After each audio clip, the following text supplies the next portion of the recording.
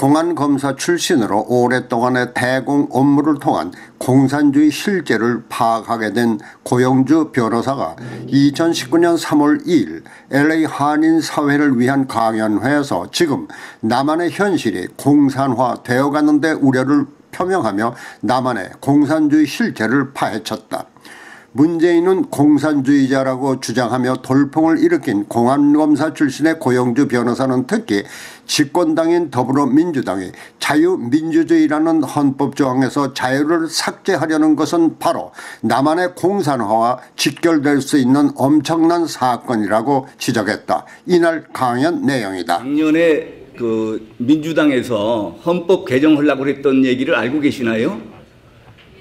예, 그 헌법 개정안에 어떤 문제가 있었냐면은 가장 여러 가지 문제 조항이 많이 있지만 가장 문제되는 것이 자유민주주의에서 자유를 빼고 그냥 민주주의로 바꾸려고 그랬습니다. 그런데 저희들이 일반적으로 알기는 민주주의 하면 그냥 자유민주주의 아닙니까? 그래서 그게 자유를 떼나 안 떼나 그게 무슨 문제가 되느냐, 대부분은 그렇게 알고 계실 겁니다. 그런데 원래는 민주주의는 국민이 주인이라는 거 아닙니까? 국민 주권주의를 표방한 것이 민주주의죠. 그래서 국민이 주인이 되는 국민 주권주의는 바로 자유민주주의입니다. 그래서 전에는 민주주의나 자유민주주의나 같은 뜻이었습니다. 그런데 이게 지금 문제가 생기게 된 것이 이 공산주의자들이 어떤 판단을 했느냐면은 공산주의는 경제적으로도 공산주의고 정치적으로도 공산주의입니다. 그런데 자유민주주의는 경제적으로는 시장경제 자본주의고 또 정치적으로는 자유민주주의고 이게 정치적으로 경제적으로 표현하는 말이 다릅니다. 그런데 경제적인 표현으로 자본주의라고 그러면은 공산주의가 자본주의에 대항할 수가 있습니다. 왜냐하면은 자본주의라고 그러면 괜히 사람을 무시하는 것 같은 그런 기분이 들지 않습니까? 그러니까 자본주의에 대해서는 공산주의가 대항력이 있는데 이 민주주의에 대해서는 공산주의가 좀 이게 딸리는 거예요. 민주주의는 국민이 주인이다 나오니까 대의명분이 더 뚜렷한 거 아닙니까? 그러니까 공산주의자들이 어떤 책략을 썼냐면은 자기네들도 민주주의다. 자기네들은 프롤레타리아 민주주의다. 그러니까 원래 민주주의라는 거는 국민이 주인이라는 뜻인데 프롤레타리아 민주주의라고 그래놓고 프롤레타리아가 주인인 민주주의다. 왜 어떤 근거로 그런 주장을 하는지는 조금 이따 자세한 말씀을 드릴 때 설명을 드리기로 하고 어쨌든 이 공산주의자들이 정치적으로 자기네들을 공산주의자라고 할 뿐만 아니라 공산주의라고 할 뿐만 아니라 내부적으로는 프롤레타리아 독재라고 그럽니다. 우리 자유민주 체제에서는 독재라고 그러면 나쁜 건 줄 아는데 이 공산주의 사회에서는 이 프롤레타리아 독재, 프롤레타리아가 부르주아에 대해서 독재를 하는 이런 독재란 말을 자연스럽게 씁니다. 그래서 내부적으로는 자기네들이 프롤레타리아 독재라고 그러면서 밖으로 대고는 우리도 민주주의다. 프롤레타리아 민주주의다. 그러니까 지금 민주주의 의미가 헷갈리게 돼버렸어요. 그래서 지금 이제 모든 지금 우리가 이념적으로 혼돈을 겪고 있는 이유가 이 공산주의자들이 이런 트릭을 썼기 때문에 이렇게 지금 혼돈을 겪고 있는 겁니다. 그래서 지금부터 제가 실무상 겪었던 자유민주주의가 어떻게 변천돼 가는지 저 사람들이 어떤 책략을 쓰고 있는지 그걸 좀 말씀을 드리도록 하겠습니다. 이런 공산주의가 이게 상황에 따라 가지고 이런 식으로 명칭을 바꿉니다. 공산주의라고 그랬다가 민중민주주의라고 그랬다가 공산주의를 프롤레타리아 민주주의라고 그랬다가 민중민주주의라고 그랬다가 또 진보적 민주주의라고 그랬다가 이런 식으로 수시로 처지에 따라 가지고 용어를 바꿨습니다. 그래서 공산주의 하나만 가지고는 이를테면 자유민주주의를 해치는 이념에 대해서 전부 이해할 수가 없고 이런 공산주의를 중심으로 해서 인민민주주의, 민중민주주의, 진보적 민주주의, 주체사상, 참교육 뭐 이런 것들이 전부 그러니까 유사한 공산주의들입니다. 변형된 공산주의들이죠. 그래서 이런 것들을 전부 합쳐서 좌경 이념이라고 그럽니다. 그래서 오늘은 좌경 이념의 실체에 대해서 주로 말씀을 드리도록 하겠습니다. 그러면은 좌경 이념에는 아까 말씀드린 그런 여러 가지가 있는데 이거를 하나하나 다 설명드리기는 좀 시간이 많이 걸리니까 좌경 이념이라고 이렇게 통틀어서 명칭을 정한 그런 의미가 무엇이냐? 그거는 하나로 공통된 특성을 가지고 있기 때문에 그렇습니다. 공통된 속성을 제가 20몇 년 동안 공안검사 생활을 하면서 제가 좌경 이념의 성격을 정의를 내렸습니다. 뭐라고 내렸냐면은 좌경 이념이라는 것은 사회적 약자를 이용해서 정권을 획득하려는 사기극이다. 근데 왜 사기극이냐? 이거는 제가 내린 정의입니다. 왜 사기극이냐? 혁명이 성공하면은 뭐 주권을 주고 권리와 자유를 뭐 엄청나게 줄 것처럼 이렇게 뭐 천국과 같은 그런 그 생활을 할 수 있게 해줄 것처럼 그렇게 속여서 혁명에 성공을 하면은 가지고 있던 권리와 자유, 주권까지 다 뺏어버리기 때문에 그게 사기라는 겁니다. 그거 어떻게 뺐는지는 조금 이따가 말씀을 드리도록 하겠습니다. 그러면은 왜 사람들이 그러면은 이런 사기극에 속아 넘어가느냐?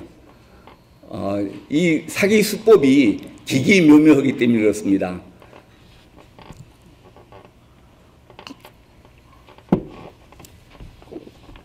근데 이제 공산주의자들이 쓰는 사기 수법을 5가지 유형으로 말씀을 드리겠습니다. 제일 중요한 것이 이것 때문에 여태까지 공산주의 이념 교육을 제대로 시키지 못했는데 이 사실을 몰라가지고 공산주의 이론은 이중 구조로 되어 있습니다. 이론이. 그러니까 밖에다 선전하는 선전 이론과 자기네들이 실제로 적용하는 실천 이론이 다르게 되어 있습니다. 그러니까 이 공산주의 세계 내부에 있는 사람 말고는 공산주의가 자기네들이 실제로 어떻게 적용이 되는지 그 실천 이론을 들은 사람이 없습니다. 전부 저희는 공산주의 선전 이론만 듣습니다.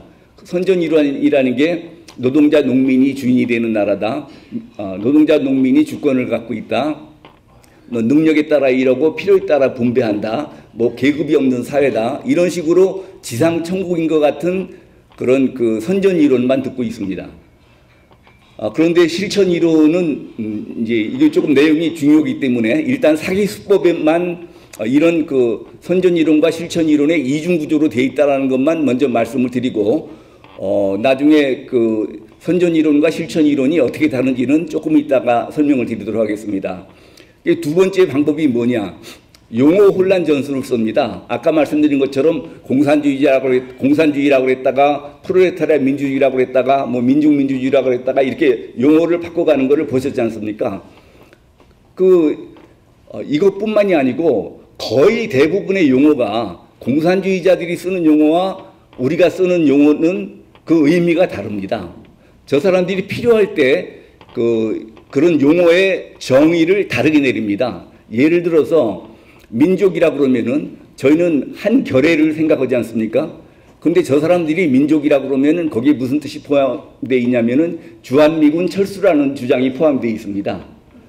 그리고 평화 그러면은 저희는 전쟁이 없는 상태를 평화라고 하지 않습니까?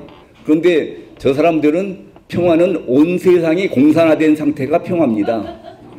그러니까 우리 민족끼리 평화를 이루자. 그러면은 주한미군 철수시키고 우리 온 세상이 공산화하자 이런 뜻입니다. 요거는 뭐 이해하기가 쉬우니까 바로 용어 혼란 전술의 내용을 설명을 드렸고 세 번째가 궤변을 씁니다. 궤변이라고 하면 뭔지 다 아시죠? 언뜻 들으면 그럴듯한데 정확하게 따져보면 논리적으로 맞지 않는 얘기들이 궤변입니다. 그러면은 이 궤변 중에 가장 전형적인 것이 공산당의 조직 원리가 있습니다. 민주주의 중앙 집권제, 줄여서 민주집중제라는 용어를 들어보신 적이 있습니까? 아무도 안 들어보셨습니까? 이게 민주주의 중앙집권제 줄여서 민주집중제는 이 공산당의 조직 원리입니다. 그런데 이게 지금 그 구체적인 내용을 말씀드리면은 공산주의는 잘 알다시피 노동자 농민이 주인이 된다고 그랬지 않습니까? 그러면 노동자 농민이 진짜로 공산주의 사회에서 주인이 되느냐? 그러면 이 실천 이론에 들어가 보면은 이것도 제가 이따가 공산주의 이론 이중 구조를 말씀드릴 때 한꺼번에 말씀드리는 게 좀 이해되기가 쉽겠습니다. 일단은 사기 수법으로만 설명을 드리고 가겠습니다. 네 번째가 억지를 씁니다. 이 공산주의자들은 기본적으로 이게 합리적으로 뭐 이렇게 논리적으로 얘기하는 게 아니라 억지를 쓰는 게 많습니다. 요것은 간단한 거니까 실제로 억지 예를 들어보겠습니다. 여러분 북한의 주체 사상이라는 거 들어보셨죠? 네. 그럼 대개 사람들이 볼 때는 주체 사상은 굉장히 뭐 심오한 철학인 것처럼 생각을 하고 있습니다. 그런데 왜 그렇게 생각을 하느냐? 주체 사상의 시작은 어떻게 시작하냐면요. 사람은 자연의 주인이요, 사회의 주인이요, 자기 운명의 주인이다. 그래서 우주 만물에서 가장 고귀한 존재이다. 그러니까 여기까지 주체 사상을 이렇게만 이해하시면은 이거는 너무나 타당한 얘기입니다. 특히 우리나라 사람들이 그것이 쉽게 가슴에 와닿는 것은 원래 우리나라 민족의 전통 사상인 인내천 사상의 표현입니다. 인내천 사상, 사람이 곧 하늘이다. 이런 옛날에 천도교에서도 이런 걸 많이 표방했지 않습니까? 그래서 여기까지만 들으면 주체 사상이 진리다라고 딱 받아들이게 됩니다. 그러면 과연 진리가 되느냐면 2단계를 보면은 뭐라고 하냐면은 인간은 왜 존재하고 사람은 왜 사느냐 이런 명제를 내놓고 뭐라고 답을 내냐면은 인간은 혁명을 위해서 존재하고 혁명을 위해서 산다. 이렇게 답을 냅니다. 이런 억지가 어디가 있습니까? 그러고서 세 번째 단계 가서는 모든 것의 주인으로서의 사람이 그 주인된 삶을 획득하기 위한 혁명이 성공하기 위해서는 신격화된 무리의 존재인 수령의 지도하에서만 가능하다. 그래서 혁명뿐만 아니라 일상생활에서 모두 수령만을 위해서 존재하도록 그렇게 돼 있는 것이 주체사상입니다. 이렇게 좌경 이념은 해나가는데 꼭 이런 억지가 껴있게 됩니다. 그 다음에 이제 다섯 번째 사기수법이 반복선전입니다. 뭐 거짓말을 해놓고 끝없이 이제 반복선전합니다. 그러니까 김현희가 뭐 안기부가 조작한 거다. 이게 북한의 공작원이 아니고 칼기 폭파본 김현희 아시죠?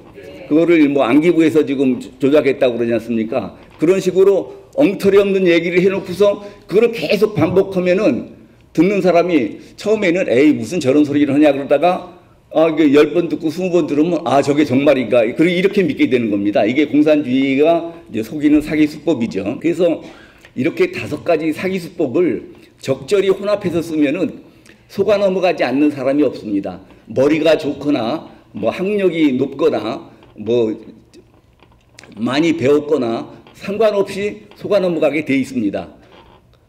그러면 속아 넘어가지 않으려면 어떻게 하느냐? 이렇게 이념 교육을 따로 받아야 됩니다. 이념 교육을 따로 받지 않으면은 아무리 머리가 좋은 분도 학식이 높은 분도 속아 넘어가게 돼 있습니다. 그러면은 우리나라에서는 왜 그러면 이념 교육을 안 시켰느냐? 여기 여러분들 이념 교육을 제대로 된 이념 교육 받아보신 분이 없죠? 예. 저희 세대도 제대로 된 이념 교육을 받지 못했습니다. 그런데 이렇게 국가에서 사실은 우리 정부에서도 우리가 북한하고 남북이 이념 문제로 대치하고 있지 않습니까? 그래서 다른 이유가 아니라 순전히 이념 때문에 갈라져 있는데 그럼 왜 우리가 대한민국에서 살아야 되느냐? 왜 우리가 북한 체제를 받아들일 수 없느냐? 이거는 이런 이념 교육이 굉장히 필요한 겁니다. 당연히 정부도 이념 교육이 필요하다는 것을 잘 알고 있습니다. 그런데 왜 정부에서 그동안에 이념 교육을 시키지 못했느냐? 그 2가지 큰 이유가 있습니다. 첫째는 이 중에 여긴 뭐 어르신들께서 많이 계셔가지고 6.25 전쟁을 직접 경험하신 분도 많이 계신 것 같습니다. 이 전전 세대에 대해서는 전전 세대는 이론으로 공산주의를 배운 사람들이 아니고 공산주의 사회를 체험을 했습니다. 6.25 때 우리가 낙동강 전선에서까지 해서 전 국토의 대부분이 인민군 치하에 들어가 있었습니다. 그래서 공산주의자들이 어떤 행태를 보이는지를 다들 경험을 많이 했습니다. 그러니까 뭐 60년대, 70년대까지는 전전 세대들이 다 살아계셨기 때문에 그렇게 이념 교육을 해야 될 필요성을 크게 느끼지를 못했습니다. 그런데 이 전 세대들이 자라나면서 이념 교육을 시켜야 되는데 못 시킨 이유가 있습니다. 그거는 이념 교육을 할 만한 강사가 없었어요. 강사가. 그러면 이 이념 교육을 하려고 그러면은 공산주의가 왜 나쁘다라고 설명할 수 있어야 되는데, 그러니까 지금 이념 교육이 필요하다고 그래가지고 반공 교육, 도덕 윤리 교육 뭐 이런 거를 시켜서 강사를 정해 놓으면은 그 강사가 공산주의가 뭐라고 하는 거를 가르치는 거예요. 뭐 자본론을 가르치고 뭐 그 노동가치설, 무슨 뭐 유물사관 이런 공산주의 내용을 가르치는 겁니다. 이게 공산주의가 왜 나쁜지를 가르쳐야지, 그 공산주의 선전 이론을 가르치면은 공산주의를 선전해 주는 것밖에 안 되지 않습니까? 그러니까 한참 듣다 보면은 저게 공산주의가 좋다고 그러는 얘기네. 그러면은 옛날에는 반공법도 있고 국가보안법도 있고 그러니까 강사가 너 왜 그 공산주의를 선동했어 하고서는 처벌되기도 하고, 그러니까 아예 그냥 말을 말아버리는 거죠. 그런데 그럼 지금은 어떠냐? 다행히 지금은 그러니까 물론 여기 뭐 미주 교포들은 잘 아시겠지만 이렇게 강사가 없는 동안에도 옛날에 이승만 대통령 같으신 분은 1910년대에 이미 공산주의가 저거는 호열자 같은 거다. 저거는 인간의 본성에 맞는 제도가 아니기 때문에 저거는 우리가 택할 제도가 아니다라는 거를 깨우치셨죠. 이승만 대통령 같이 그렇게 탁월하신 분은 공산주의의 선전 이론만 가지고도 공산주의 실천 이론은 모르시고 선전 이론만 듣고도 그럴듯하지만 저거는 실제로 가면은 적용될 수가 없는 제도다. 이렇게 깨우치셔가지고 공산주의를 이렇게 받아들이지 않으셨는데, 그거는 그런 특별한 그런 천재의 경우나 가능한 얘기고 일반인들은 그렇게 이해하기가 어렵습니다. 그런데 다행스럽게 1970년대 후반에 가서 공산주의가 왜 나쁜 제도다 하는 것을 알게 되는 계기가 생겼습니다. 뭐냐면은 명지대학교에 윤원구 교수님이 계셨어요. 윤원구 교수란 분이 계셨는데 이분은 아주 열렬한 공산주의자죠. 그래서 공산주의 이론에 아주 정통하신 분이에요.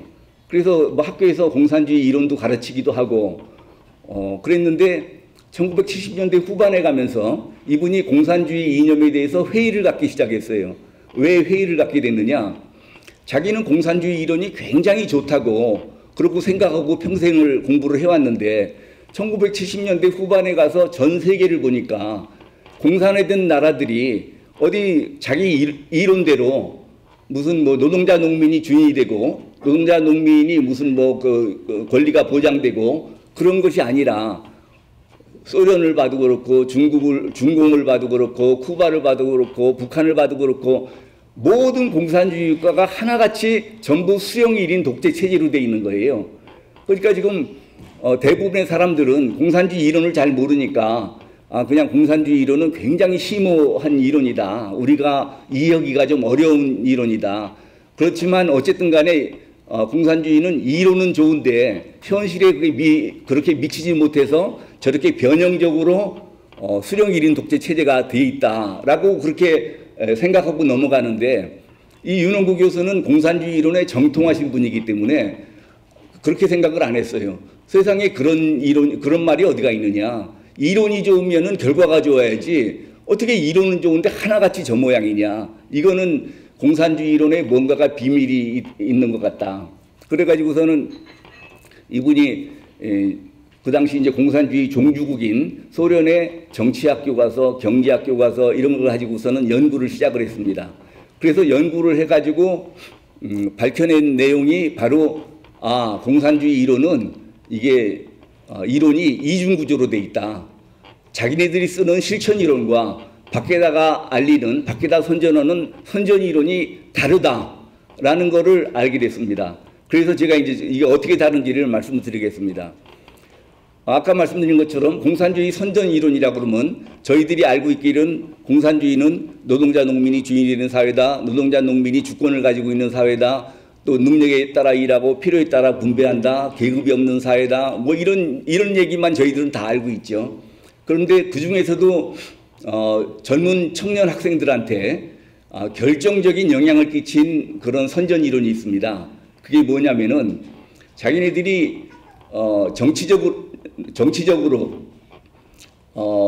민주주의라는 용어를 공산주의가 당해낼 수 없어서 자기네들이 프롤레타리아 민주주의라는 이런 그 용어 혼란 전술을 썼으면서 그 프롤레타리아 민주주의가 이런 자유민주주의보다 진짜 민주주의다라는 주장을 하게 됩니다. 어차피 같은 민주주의라는 용어를 갖고 다투는데 자기네들이 쓰는 프롤레타리아 민주주의가 자유민주주의보다 더 민주주의적이다. 그게 무슨 논거냐 그게. 이 사람들이 뭐라고 얘기하냐면은 자유민주주의는 가짜민주주의다. 왜 가짜민주주의냐.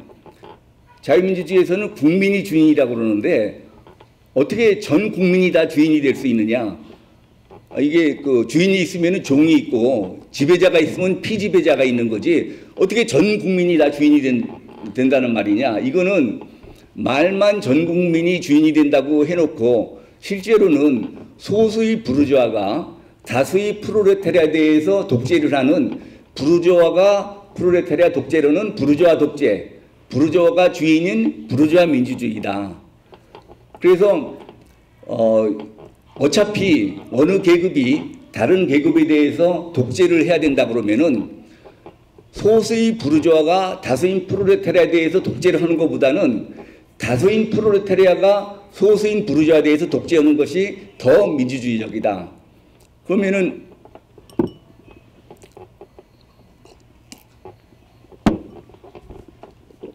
젊은 청년 학생들이 이 사람들은 이론으로 따지기를 좋아하니까 그렇다.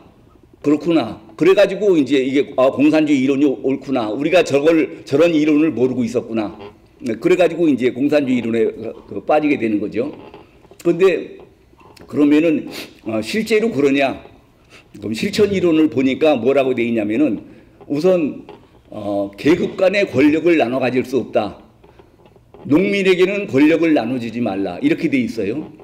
왜 농민한테는 권력을 나눠주지 말라고 하냐면은 농민은 이 농토에다가 농사를 짓는 사람들이기 때문에 이 땅에 대한 애착이 강한 거예요. 그래서 언제든지 그러니까 소유욕이 있는 거예요. 소유욕이 언제든지 부르주아에 동조할 수 있는 그런 기회주의적 속성을 가지고 있다. 그래서 그걸 뿌띠 부르주아지라고 그러죠.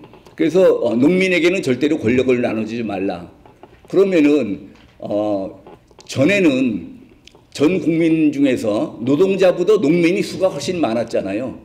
그러면 다수가 소수에 대해서 독재를 하니까 그것이 더 민주적이라고 그랬는데 가장 많은 인구를 차지하고 있던 농민을 권력에서 주권에서 제해버리면은 우선 자기 말에도 모순이죠. 다수가 소수에 대해서 독재를 하기 때문에 더 민주적이라고 했는데 우선 가장 많은 인구를 차지하고 있던 농민을 털어버리면은 우선 그 이론 자체가 안 되는 거잖아요.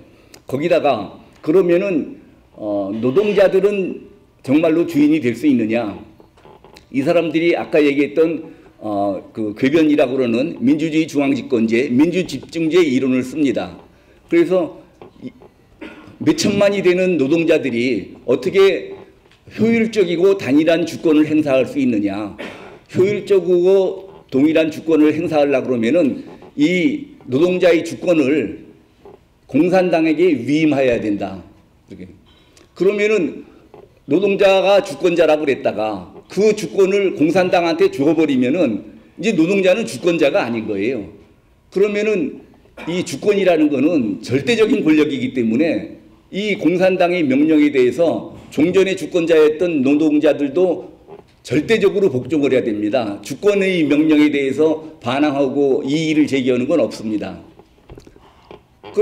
그러면은 공산당은 주권자가 될 수 있느냐? 공산당만 해도 수천 수만이 있지 않습니까? 그럼 이 사람들이 어떻게 효율적인 주권 행사를 할 수 있겠습니까? 그래서 다시 민주집중제 이론에 의해서 당 중앙위원회에다가 주권을 위임하게 됩니다. 그리고 또 당 중앙위원도 수십 명, 수백 명이 있을 수 있는데 이 사람들이 어떻게 효율적인 주권 행사를 할 수 있겠습니까?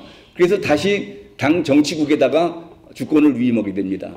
그럼 당 정치국원도 수십 명이 있을 수 있는데 이 사람들이 어떻게 효율적인 주권 행사를 할 수 있겠습니까? 그래서 효율적인 주권 행사를 위해서 수령에게 주권을 위임하게 됩니다.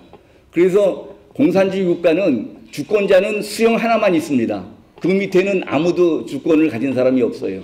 그러니까 공산주의는 이론은 좋은데 현실이 미치지 못해서 수령 1인 독재가 되는 게 아니라 실천 이론에 따르면은 수령만 주권을 갖도록 돼 있어요. 그냥 수령 1인 독재가 되도록 실천 이론이 돼 있는 겁니다.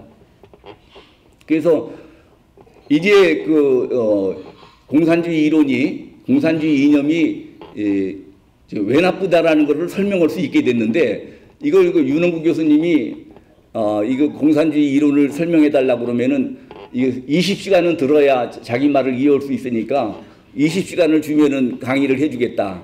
그래서 저희는 이제 공안검사니까 20시간을 들여서 배웠지만 일반인들이 누가 20시간씩 이걸 듣고 있을 사람이 어디 있습니까? 그러니까 이게 전파가 잘 안 됐고 그 내용을 들은 사람도 이 내용이 이게 그 공산주의자들하고 싸우는데 얼마나 중요한 무기가 되는지를 몰라가지고 이 이론을 제대로 설명할 수 있는 사람이 거의 저밖에 없어가지고 이게 제가 이를테면은 유튜브 같은 데서 얘기를 해도 이게 좀 확산이 잘 안 돼요.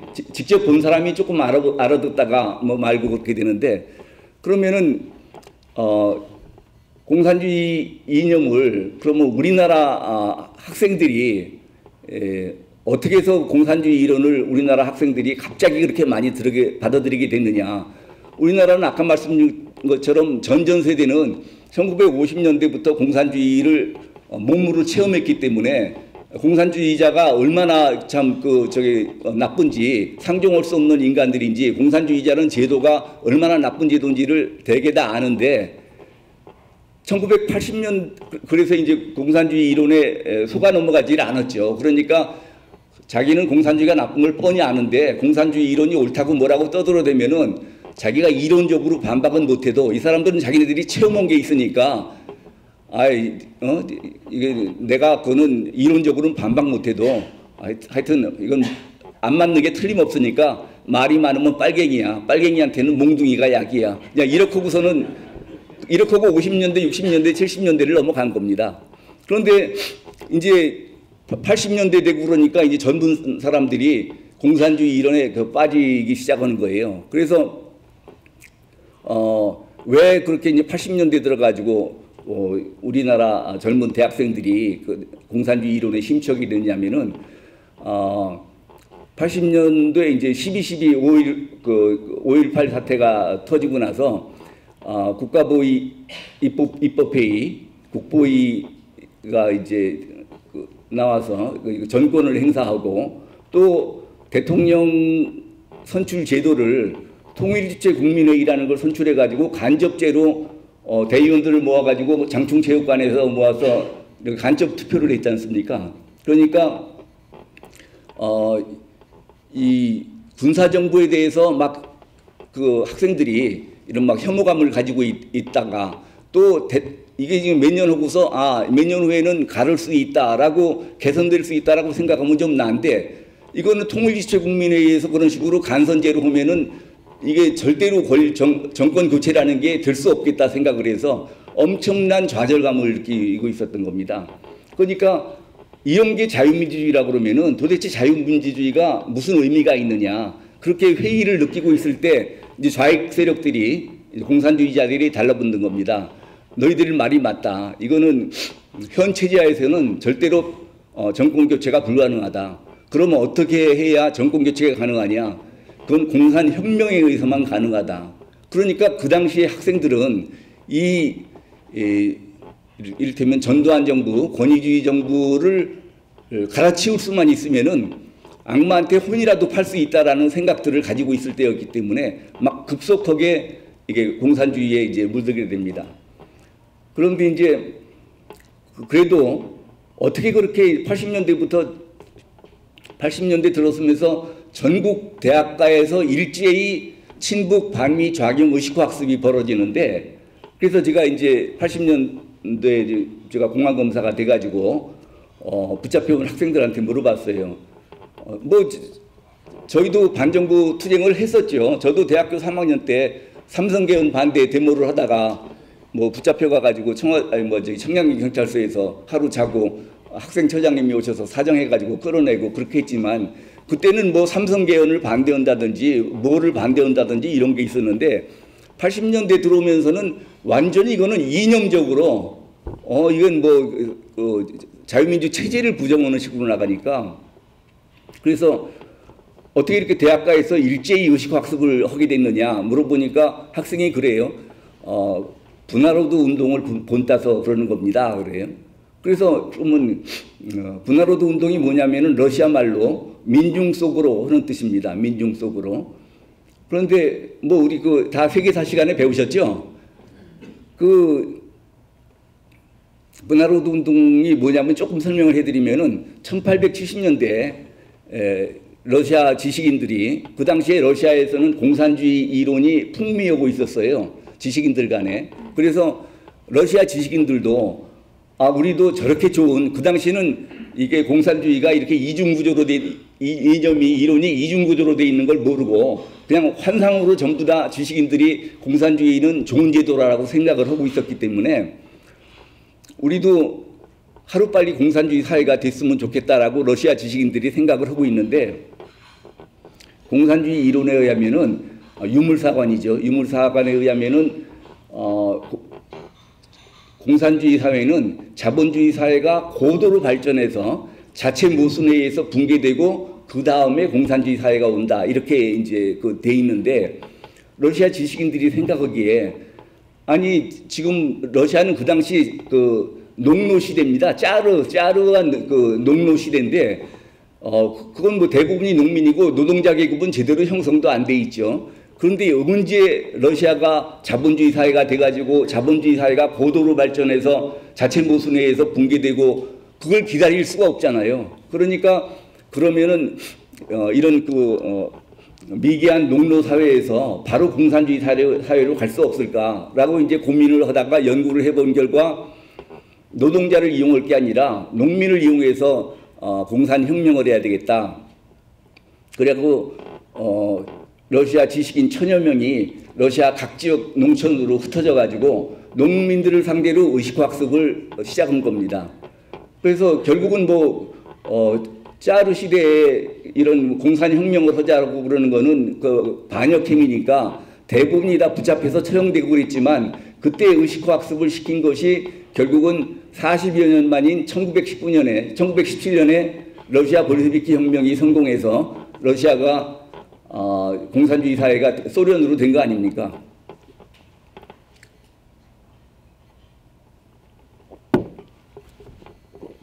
근데 제가 그 얘기를 들으니까 러시아는 그야말로 자본주의를 아주 그러니까 맛도 못 본 그런 사회에서 순전히 농민 의식화만 가지고 40여 년 만에 공산주의 사회가 됐는데, 1980년대 우리나라는 그야말로 부익부 빈익빈 등 천민 자본주의 비슷한 자본주의 이를테면은 약점들이 많이 노정되어 있는 상태인데, 이런 식으로 의식학습이 진행되면은 첫 해에 한 명이 시작됐다고 해도 되게 의식학습 그룹을 후배들 한 10명쯤 모아가지고 의식학습을 시키고, 다시 1학년이 올라가면은 각 사람이 또 후배들 또 10명씩 이렇게 모아가지고 이렇게 의식학습을 시키고, 이런 식으로 가면은 그 해에 한 명이 시작했어도 6년만 지나면은 전 대학이 빨갛게 되지 않겠느냐.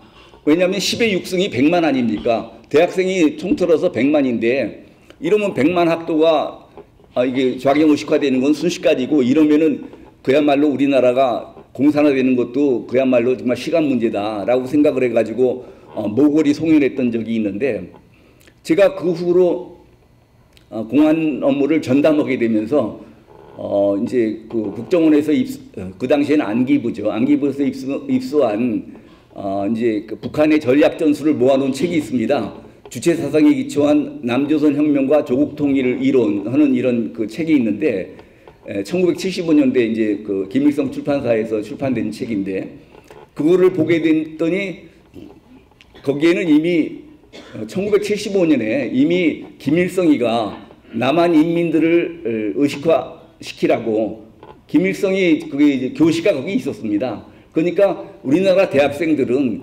사실은 이 북한의 지령을 받아서 의식학습을 했으면서 내가 처음에 물어볼 때는 마치 자발적으로 의식학습을 한 것처럼 그렇게 거짓말을 한 거지 실제로는 그게 의식학습이 시작된 것이 그 김일성의 지시에 의해서 시작을 했더라고요. 그 다음에 이제 이 공산주의 이론의 이제 변천 과정을 말씀드리려고 그러면은 불임 사건을 좀 말씀을 드려야 되겠습니다. 불임 사건이라고 그러면 뭐 아시는 분은 아시겠지만 노무현 대통령이 대통령이 되면서 뭐라고 그랬냐면은 자기는 불임 사건을 변호하면서 인권을 알게 되고 사회를 알게 되고 정치를 알게 돼서 자기를 대통령이 되게 한 사건이다. 그래가지고 이 친노 그룹 사이에서는 굉장히 신성시하는 사건입니다. 그런데 지금은 이 불임 사건들 많이 들어보셨죠? 불임이라는 건 뭐 부산 지역의 의식학습이라는 그런 그런 뜻입니다. 학림은 전국 민주학생연맹인지 이제 학림이고 거기에도 이제 의식학습이기 때문에 림자가 붙어 있는 거고 불임은 부산 지역의 의식학습이라고 사건이라고 그래가지고 림자가 붙어 있는데 사람들은 지금은 전부 제가 불임 사건의 주인 검사인 줄 압니다. 근데 제가 그 당시에는 초임 검사 때인데 제가 불임 사건의 주인 검사가 아니고 부산지검 공안부의 수석 검사하던 최병국 검사, 울산 국회의원 3선까지 지내신 분 다 아시죠? 정부위원장도 지내시고 최병국 검사가 주임 검사였습니다. 그런데 이것이 그 4차례에 걸쳐 가지고 22명이나 구속되어 오는 큰 사건이었기 때문에 주임 검사 혼자서 사건 처리를 할 수가 없어서 공안부의 다른 검사들이 수사 지원을 했습니다.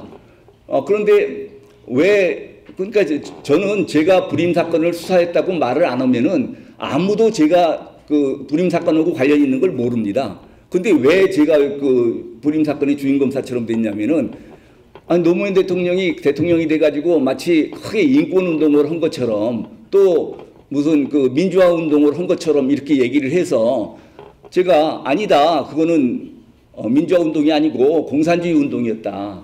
이렇게 얘기를 하고 그러면 이제 친노 그룹들이 저를 일제히 공격하고 저는 또 방어하고 이렇게 하다 보니까 제가 주인검사도 아니면서 이렇게 그 주인검사처럼 됐는데 어쨌든 왜 저는 그 불임 사건을 그 공산주의 운동이었다고 확신하냐면은 저는 뭐 불임 사건을 수사할 때만 해도 이념 교육이 제대로 안 된 상태였죠. 그래서 불임 사건이 어떤 성격인가 알아보려고 이 피의자 22명 중에서 제일 중요한 피의자, 주범인 피의자가 1피의자라고 합니다. 이상록이라고 하는 1피의자인데 이상록이를 불러가지고 너희들 도대체 왜 이런 짓을 했느냐라고 물어보니까 이 친구가 한시 보다는 듯이 저를 쳐다보면서 아니 검사님은 역사의 발전 법칙도 모르십니까? 그래서 아니 무슨 소리냐? 그랬더니 역사란 생산력과 생산관계의 모순관계에서 발전되어 나가는 것인데 그래서 원시 공산사회부터 고대 노예제 사회, 중세 봉건사회, 근대 자본주의 사회를 거쳐서 공산주의 사회로 되게 돼 있다. 그래서 역사가 바뀌면 주역도 바뀌는 법이고 곧 도래하는 공산주의 사회 지금은 검사님이 우리를 조사하고 있지만 곧 도래하는 공산주의 사회에서는 우리가 검사님을 심판하게 될 겁니다. 이렇게 얘기를 하더라고요. 그래서 저는 뭐 그런 얘기를 처음 들어봤으니까 지금 이제 은근히 협박하는 거 아닙니까? 그래서 아니 내가 뭐 그 당시는 저는 뭐 유물사관도 공부를 안 했을 때인데 이게 그 유물사관을 얘기를 한 거죠. 그래서 나는 뭐 잘 모르지만 그렇게 역사가 공식적으로 발전하는 거라 그러면은 그럼 공산주의 다음 사회는 어떤 사회가 된다고 생각을 하냐? 그랬더니 아니 지금 공산주의 사회도 완전히 도래되지 않았는데 그 다음 사회를 논하라는 것은 언어의 유희 아닙니까? 저희들 가지고 장난하지 마십시오. 그래서 제가 아니 나도 자네들하고 말장난할 생각 없고 뭐 나는 솔직히 말해서 나는 공산주의 사회가 되면은 살고 싶은 생각도 없지만 어쩔 수 없이 살아있게 된다 그러면은 자네들 심판을 받아야지 어떡하겠느냐. 그렇지만 지금은 자유민주 체제고 나는 자유민주주의를 지켜야 되는 공안검사이기 때문에 자네들을 조사해서 기소할 수밖에 없다. 이렇게까지 얘기를 했는데 이게 지금 얘네들이 고문을 받아서 억지로 그런 얘기를 저한테 하고 그랬다고 생각할 수 있겠습니까? 그렇게 안 믿으시죠? 그리고 실제로 얘네들이 법정에서도 이제 그런 식으로 떠들어대니까 노무현이 쓴 자서전을 보면은 이런 얘기가 나옵니다. 뭐라고 그러냐면은 자기가 이제 그 불임 사건을 변호하게 됐는데 재판 과정에 하루는 판사가 자기를 부르더니 판사실에 오라고 그러더니 노무현 변호사한테 영감 저놈들 말하는 것 좀 들어보시오. 저거 완전히 빨갱이들 아닙니까? 이렇게 했다는 거예요. 그러니까 노무현은 어떻게 판사가 그렇게 공산주의자라고 예견을 가질 수 있느냐라고 비난을 하면서 자기다가 이제 자서전에다가 써놨는데 그거는 뭐 그런 식으로 공산주의를 내놓고 주장하는 사람들이 없었기 때문에 판사도 하도 놀래가지고 그러고 막 그 공산주의 주장을 하니까 저놈들 빨갱이 아닙니까 이렇게 물어본 건데 그러니까 그 당시 판사가 어떤 얘기를 듣고 그런 얘기를 했을 거라는 게 짐작이 가지 않습니까? 저만 느낀 것이 아니라. 그래서 하여튼 제가 말씀드리고 싶은 거는 불임 사건 때까지만 해도 얘네들이 자기가 공산주의 사상을 가지고 있다라는 거를 전혀 밝히는데 꺼리질 않았어요. 그러니까 이게 지금 이런 겁니다. 이를테면 여기 아까도 기독교 신자가 많으신 것 같은데 기독교를 믿게 되면은 이 좋은 거를 딴 사람한테 전파를 하고 싶어서 전도도 하고 선교도 하고 하지 않습니까? 그런 거죠. 공산주의 이 이론을 배우고 나니까 이거를 이런 새로운 세상이 있는데 이거를 그 주변에도 좀 알려야 되겠다. 그러고 아니 그 아버지한테 얘기해도 무슨 말인지 하나도 못 알아듣고 형한테 얘기해도 무슨 말인지 못 알아듣고 선생님한테 얘기해도 무슨 말인지 못 알아듣고 그러니까 이게 내가 굉장한 지식을 가지고 있구나. 이게 자기가 선지자가 된 것 같은 생각을 해가지고 그러니까 이제 검사한테 만나도 공산주의 이론을 얘기를 하고 판사 앞에서도 공산주의 이론을 얘기하고 그런 거예요. 그런데 이게 이런 식으로 재판부에 이 공산주의를 자기가 공산주의자라는 걸 알리면은 재판부에서 안 좋은 심증을 갖게 된다는 걸 알게 됐어요. 그래서 그 당시에 좌익 세력의 이제 중앙에서 법정 투쟁 지침이라는 게 내려옵니다. 그 법정 투쟁 지침 얘기를 법정 투쟁 지침은 간단하게 설명하면은 경찰이 붙잡히면 무조건 묵비권을 행사하라. 어쩔 수 없이 경찰에서 자백했더라도 검찰에 가면은 전변 부인을 해라. 또 검찰에서 자백을 했더라도 법원에 가면은 끝까지 부인을 해라. 그리고 제일 중요한 것이 자기가 공산주의자인 것은 절대로 밖에 알리지 말라. 이게 이제 중앙에서 이런 지침이 내려오니까 그 다음부터는 이제 공산주의라는 말을 안 쓰는 거예요. 그럼 이 사람들이 이제 공산주의라는 말을 안 쓰고 그러면은 공산주의 이념을 버렸을까요? 안 버리겠죠? 그러면 무슨 말을 썼느냐? 민중민주주의라는 말을 쓰는 거예요. 민중민주주의. 근데 지금은 이제는 민중민주주의가 변형된 공산주의 이념인 거를 다 아시죠? 그런데 그 당시에는 민중민주주의가 이 공산주의 이념하고 같은 거라는 거를 아무도 몰랐어요. 예를 들어서 1974년도에 민청학년 사건이 적발됐는데 뭐 어르신들이니까 민청학년 사건 다 아시죠? 이철 뭐 유인태 뭐 이렇게 다들 걸린 거. 예. 1974년에 그 민주학년 사건이 걸렸는데 그 당시에 이미 민중민주주의 주장이 나왔는데 아무도 민중민주주의가 이적 이념인 걸 몰라가지고 그냥 넘어간 거예요.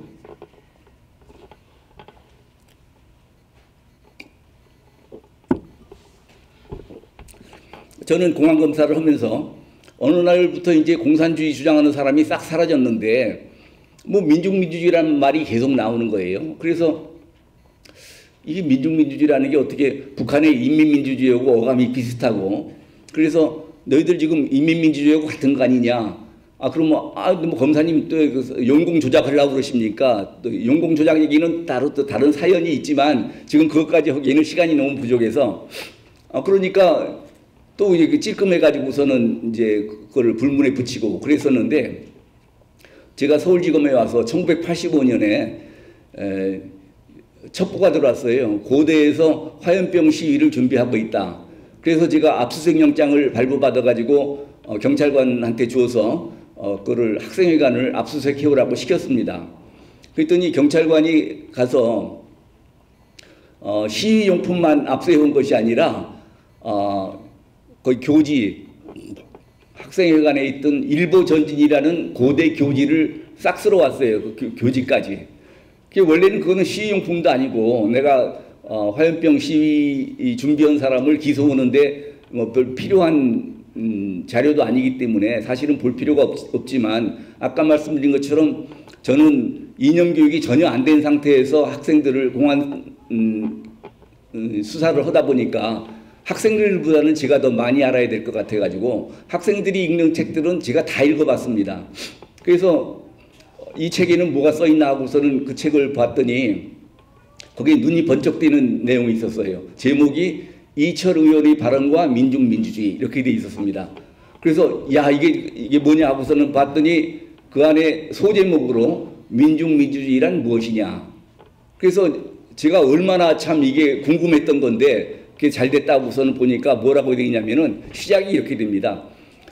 자유민주주의는 가짜민주주의다. 왜 가짜민주주의냐. 자유민주주의는 전 국민이 주인이라고 그러는데 어떻게 전 국민이 주인이 될 수 있느냐. 주인이 있으면 종이 있고 지배자가 있으면 피지배자가 있는 거지 어떻게 전 국민이 주인이 될 수 있느냐. 이거는 소수의 부르주아가 다수인 민중에 대해서 독재를 하는 부르주아 독재고 부르주아가 주인인 부르주아 민주주의다. 그래서 어느 계급이 다른 계급에 대해서 독재를 해야만 한다면은 소수인 부르주아 계급이 다수인 민중 계급에 대해서 독재를 하는 것보다는 다수인 민중 계급이 소수인 부르주아 계급에 대해서 독재를 하는 것이 더 민주주의적이다. 이건 어디서 들어보신 얘기죠? 이게 자유민주주의 그러니까 지금 그 프롤레타리아 민주주의 선전 이론을 프롤레타리아 민주주의를 민중민주주의로만 바꿔놓은 그대로입니다.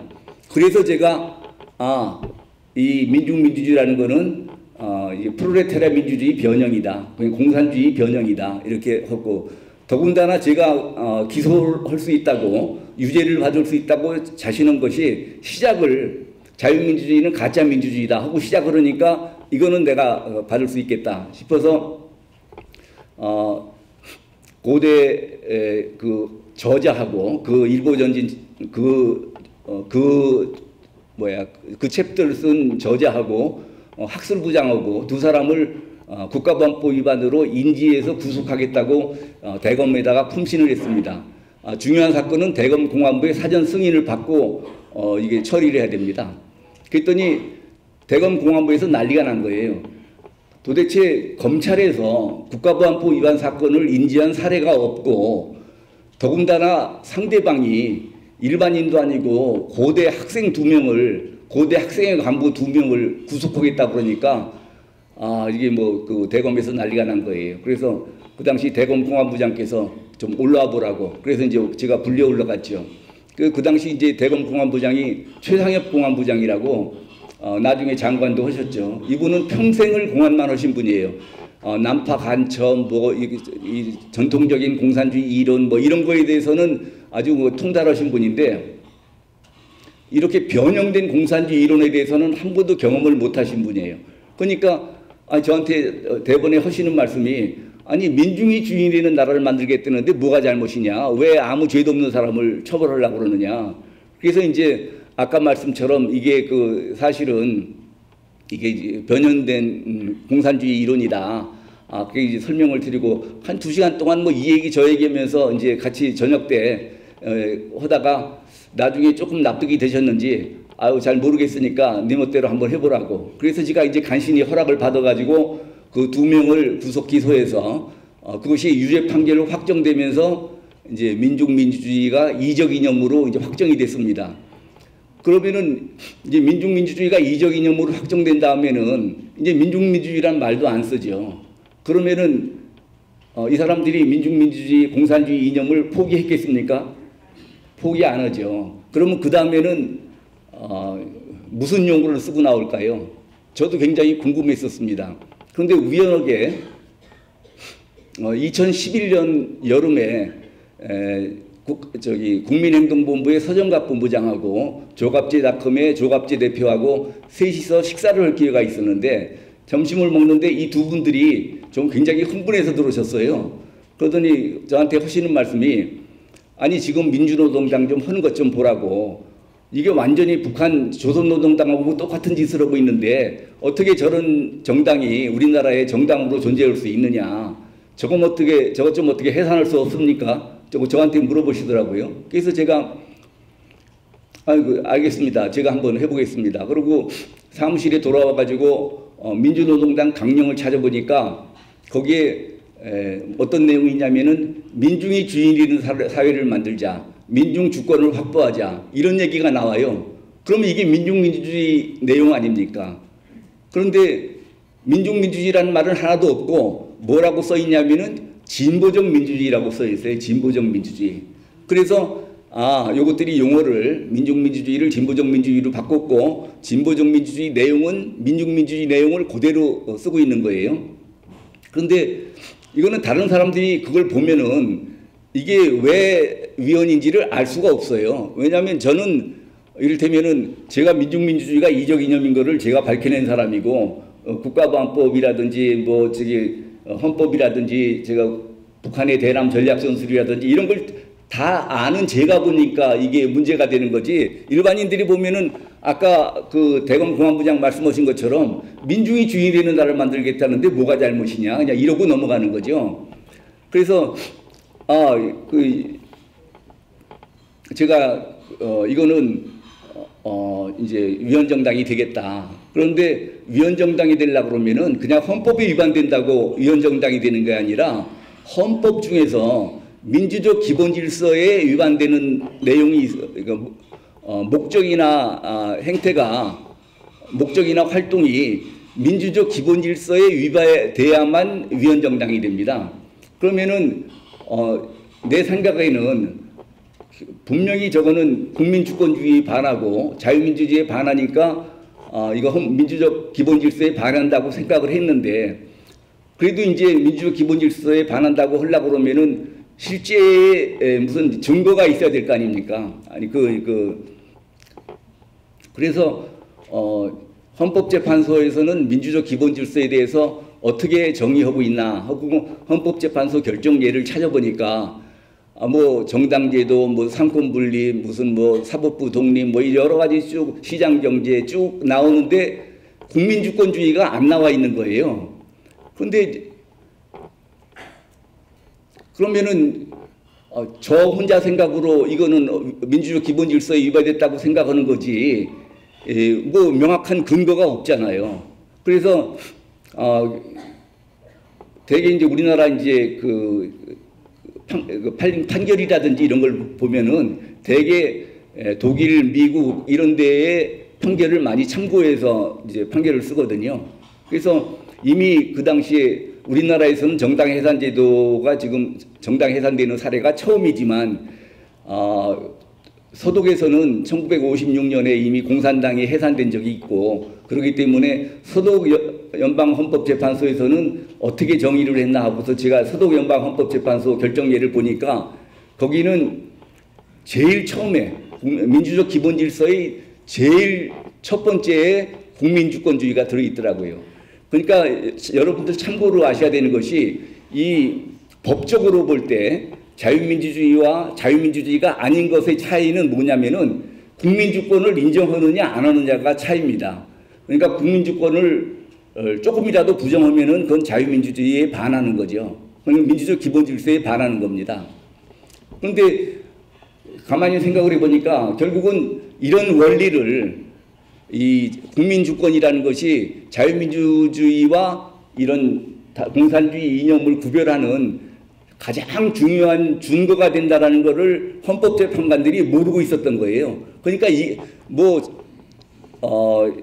삼권 분립이라든지 사법부 독립이라든지 이런 것들은 이해하기가 쉽지만 독일 연방헌법재판소에서 국민주권 얘기가 나오니까 이게 무슨 얘기인지 몰라가지고 그냥 빼버렸더라고요. 제일 중요한 걸 빼먹고 한 거죠. 그래도 이제 제가 그 근거를 찾았으니까 그래서 이제 제가 민주노동당이 이렇게 민주적 기본 질서에 위반돼서 이게 지금 위헌정당이다라고 제가 이제 이론을 마련해서 그래서 저희 국가정상화 추진위원회하고 국민행동본부하고 공동명의로 법무부에 위헌정당 해산 청원을 했습니다.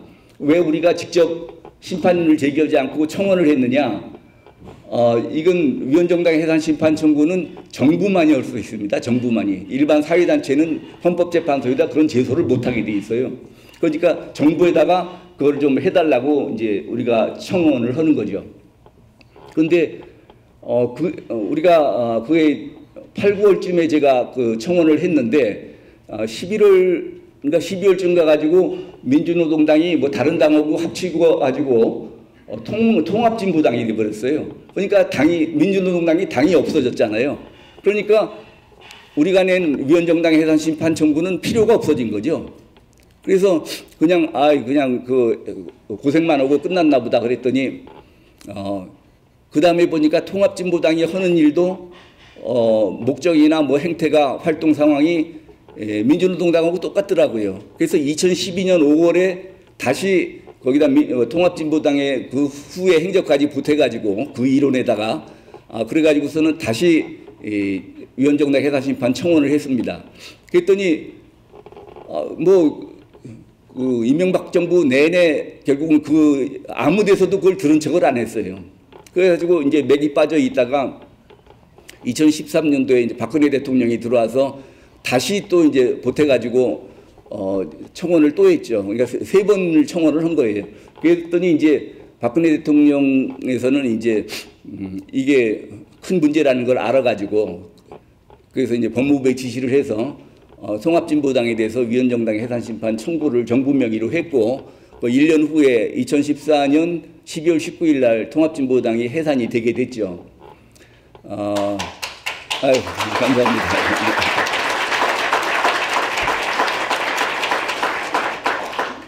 그러니까 이제는 공산주의라는 말도 못 쓰죠.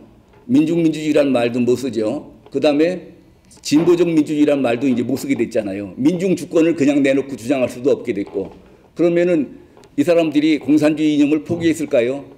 포기 안 하죠.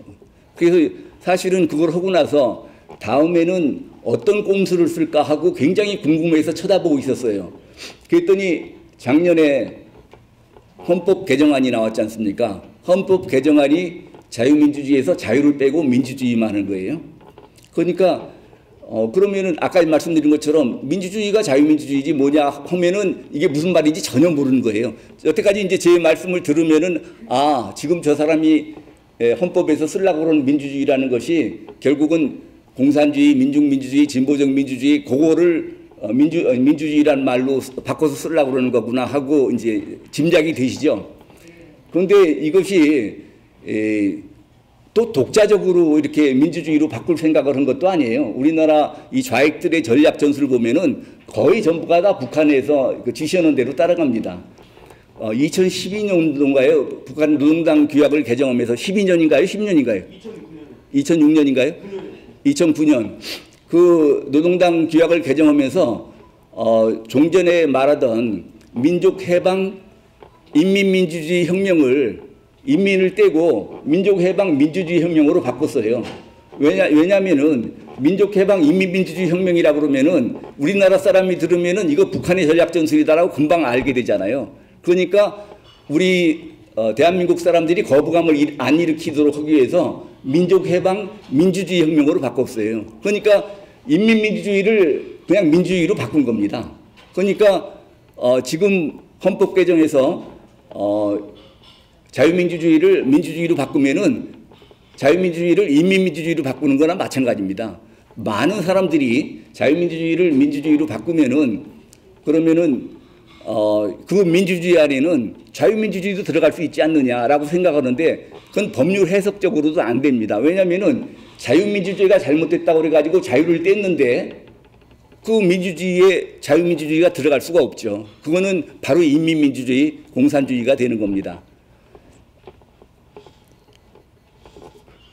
지금 뭐 사실은 이렇게 11시간씩 비행기 타고 와가지고 최소한도 2시간, 3시간은 말씀을 드려야 되는데 제가 하여튼 최소한도로 줄여서 우리 작년에 헌법 개정하려고 그랬던 자유민주주의를 떼서 자유를 떼고 민주주의로 바꾸려고 하는 것이 얼마나 흉측한 음모인지를 말씀드리는 한도 내에서만 그렇게 했습니다. 그런데 그러면은 지난번에 민주당에서 우리가 하도 아우성을 치니까 그러면은 자유는 그대로 붙여주겠다. 그래서 자유민주주의를 붙여서 헌법 개정하려고 그랬잖아요. 그러면은 아무 문제 없는 게 아니냐? 그게 아닙니다. 그게 지금 어떤 문제가 있느냐면요. 자유를 붙인 헌법 개정안에도 거기 경제적 민주화, 경제 민주화 또 경제적 공동체, 지방 분권 이런 식으로 위험한 조항들이 많이 들어가 있습니다. 그런데 그거 가지고서 자유민주주의라는 말이 있으니까 그거 가지고 무슨 자유민주 헌법이 훼손이 되겠느냐 또 이렇게 생각하는데 문제는 이 공산주의자들이 억지를 쓴다고 그랬잖아요. 이 억지를 이 사람들이 어떤 억지를 쓰냐면은 현행 헌법이 자유민주주의 헌법이 아니라고 주장을 하는 거예요. 믿어지십니까? 그래가지고 헌법 개정이 안 됐는데 우리나라 중고등학교 역사교과서에서 자유민주주의란 말을 못 쓰게 해놨어요. 지필 기준으로. 지금 우리나라 중고등학교에는 역사교과서에는 자유민주주의란 말이 없습니다. 전부 민주주의로 바꿔놨어요. 그러니까 헌법 개정이 안 됐어도 실제로 이제 자유민주주의를 부정하는 겁니다. 이 사람들이 자유민주주의를 부정하는 또 하나의 사례가 뭐냐면은 2011년도 9월에 우리가 아까 유동열 박사도 말씀하셨지만 역사교과서가 이게 도대체 북한의 교과서냐 대한민국의 교과서냐 어떻게 이런 거 가지고 우리 애들을 가르치느냐 하고 하도 아우성을 치니까 그 당시 교육부 장관이던 이주호 장관이 역사교육과정 개발 추진위원 이게 역사교육과정 개발 추진위에서 이게 지필 기준을 만듭니다. 거기다 대고 아니 이렇게 시끄러운데 그럼 우리나라가 자유민주주의인 거를 좀 역사책에 국사책에 분명히 좀 해달라. 그랬더니 그것이 뭐가 부당한 요구입니까? 이 역사교육과정 개발 추진위원 9명이 아니 우리나라 헌법이 왜 자유민주주의 헌법이냐? 그런 부당한 요구에 따를 수 없다. 해가지고 9명이 사표를 내버렸어요. 그러면 20명 중에 9명이면은 과반수는 안 되지 않느냐? 아닙니다. 20명 중에 5명은 공무원들이고 교육부 공무원들이고 15명 민간위원들이 있었는데 그 학자들이죠. 국사학자들. 15명 중에서 9명이 우리나라가 자유민주주의인 것을 밝히는 거는 이거는 부당한 요구라고 그래가지고 사표를 내버렸어요. 그러니까 쟤네들은 좌익들은 지금 우리나라가 자유민주주의 헌법이 아니라고 그래서 언제든지 쟤네들은 연방제 통일도 할 수 있고 그렇게 지금 돼 있는 겁니다. 그래서 지금 또 하나 사례를 들면은 쟤네들이 지금 우리나라를 자유민주주의를 인정 안 하는 그 사례를 들면 뭐가 또 있냐면은 김기춘 실장이 이 블랙리스트를 만들었다고 그래가지고 구속돼 있는 거 아시죠? 그 블랙리스트라는 게 뭐냐면은 정부에서 이 예술가들한테 국비를 지원해 줄 때 그런 반국가 활동을 하는 사람한테는 그거는 너희 돈으로 그런 반국가 작품을 만드는 건 몰라도 국비로 반국가 작품을 만들게 할 수는 없다. 이게 잘못된 겁니까?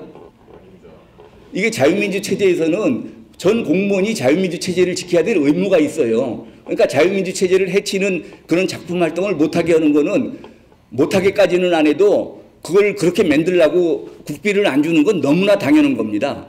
그런데 그거는 형법에 이게 정당행위라고 그래가지고 겉으로 볼 때는 누구한테 돈을 주지 말라 그러면은 권리를 남용하는 것 같지만 이 위법성 조각사유라는 게 있습니다. 정당행위라는 자유민주 체제를 지키기 위한 정당행위이기 때문에 그거는 위법성이 없어지게 됩니다. 그래서 이거는 죄가 안 되는 건데 그걸 가지고 전부 죄가 된다고 지금 처벌했어요. 이거는 이 사람들이 현 사법부도 우리나라가 자유민주 체제의 헌법을 가지고 있다는 걸 지금 인정을 안 하고 있는 거예요.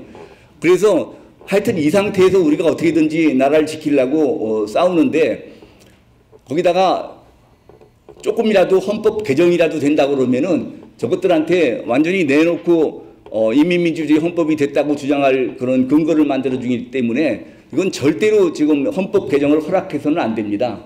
가장 중요한 게 내년 총선인데 내년 총선에서 우리가 개헌 저지선을 확보하지 못하면은 헌법 개정되면 그냥 적화된 거예요. 적화가 따로 있는 게 아닙니다.